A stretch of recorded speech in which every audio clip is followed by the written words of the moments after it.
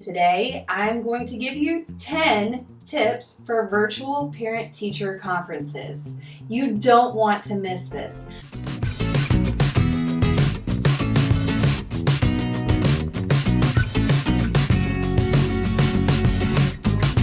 Hey there, I'm Sarah Barnett from Simply STEAM. Before we get started, make sure you go ahead and click that subscribe button so you don't miss out on any other excellent videos like this one. Click the bell to receive notifications and make sure you give us a thumbs up if you find this video useful. Okay, so I'd like to just start by telling you a little bit about my first year teaching. That first year teaching, I was terrified of parent-teacher conferences because I was just afraid that I wouldn't be what the parents expected, or that I wasn't going to give them the information that they expected, and that it was just gonna be like some bad, horrible thing. I lucked out that first year because I took over for a teacher in the middle of the school year, and she scheduled all of her parent-teacher conferences with me so that she could transfer the information to the parents and me so that when I got the class, the kids were mine.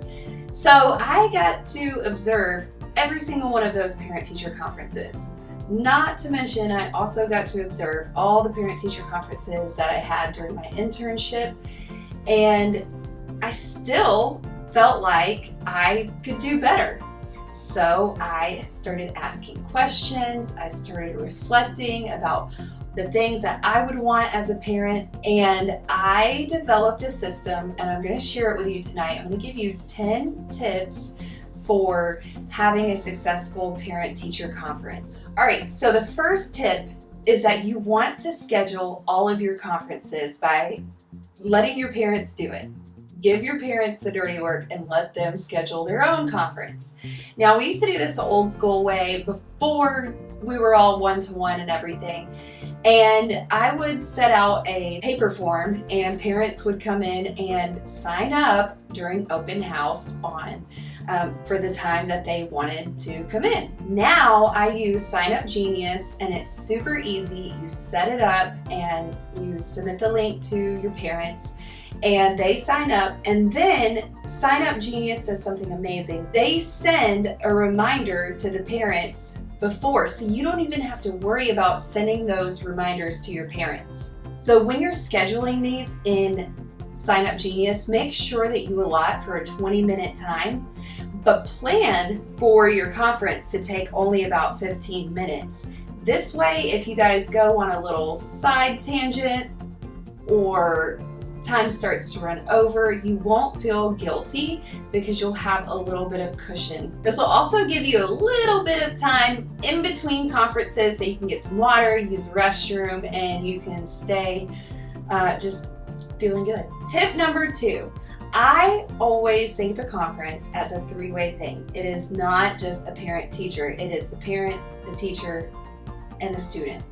And so I always start by giving my students self-perception surveys. You're gonna love this because I already have all of these forms in my Teachers Pay Teachers shop, which you can get right here.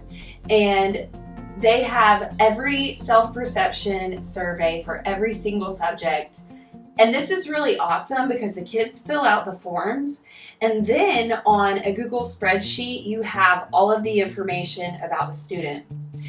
The reason why I love doing this is because often my parents, they don't know that my students are feeling a specific way about a certain subject, but they share it with me, and so when I share it with the parents, it's often a revelation to them, and it gets us all on the same page. So I like to share this form with the parents because it gives our students a voice. So the third thing I do is I send home the parent questionnaire, and this gives your parents a voice.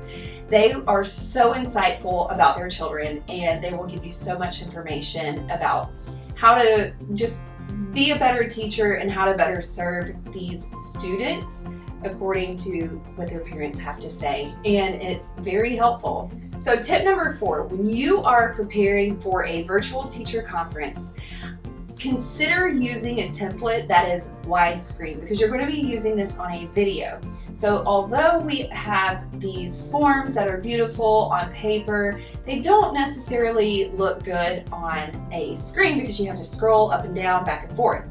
So consider using a wide screen. Then when you share the information, cover each part of the template with a shape, and as you go through you can move this shape so that your parents know what to focus on and they're not jumping ahead and asking questions.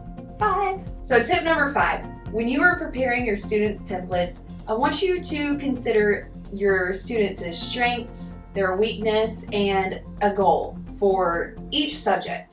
You may not have to have a goal for each subject, but be prepared to have a goal prepared for each subject just in case their parents ask for it. The goal could be a generic class goal, or it could be specific to the child's needs. So try not to make it too hard on yourself, but do be prepared if a parent asks you for their goal. Tip number 6 is to organize all of the materials in the order that you have your parent-teacher conferences. So what I would do is I would stack my papers, my forms, starting with the very first conference, and I would make sure that I had the student's name, the time, and their parents' first and last name written on the conference form. You want to make sure that you get their parents' names on there prior to the meeting, so that way you don't forget the parent's name or accidentally call them by the wrong last name, and you never know, that could bring up some hard feelings between the family.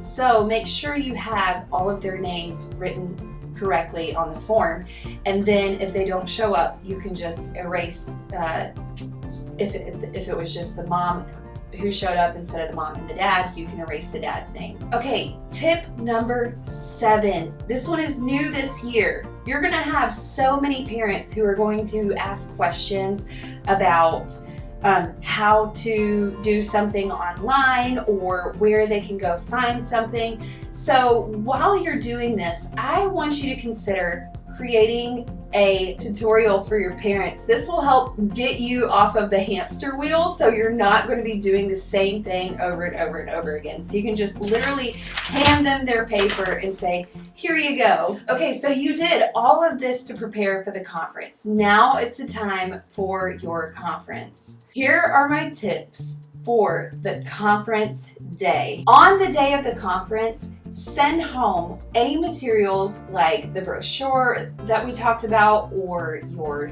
students' conference forms. Send those home the day of the conference.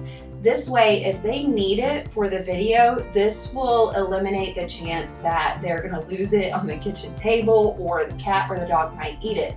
So be sure you send those home the day of the conference. And try not to wait until after the conference to send it home, because I've learned the hard way that if I do that, I forget about it, and then the parents do too, and the forms never get signed. Okay, so we just made it to our conference time. Now, this is your 9th tip. Start your conference off with a smile and ask your parents, how are you? What can I do to help you this year? This is such a weird, strange year for all of us, and your parents are probably going to appreciate the fact that it is an open conversation.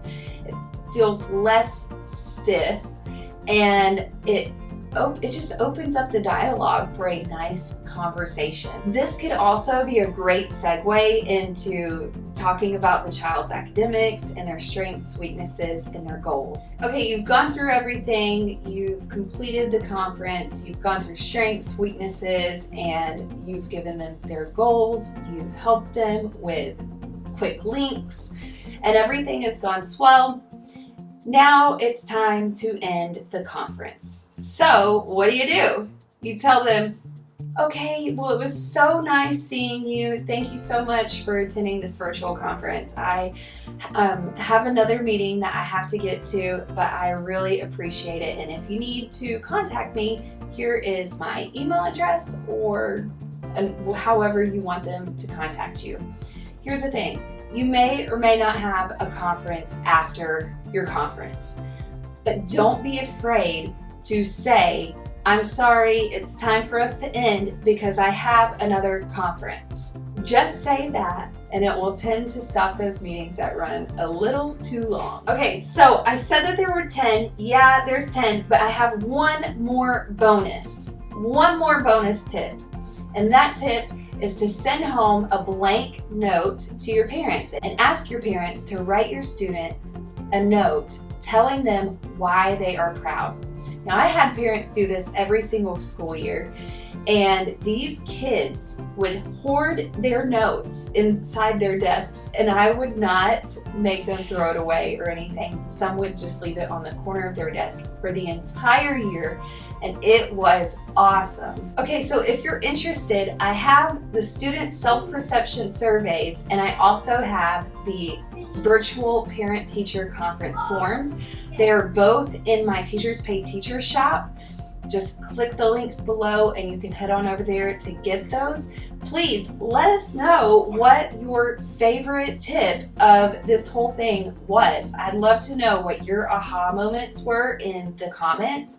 Or if you have another suggestion, go ahead and let us know in the comments. Hey, real quick, if you're interested in learning how to differentiate your math with games, make sure you click that link to watch a previous video. Bye.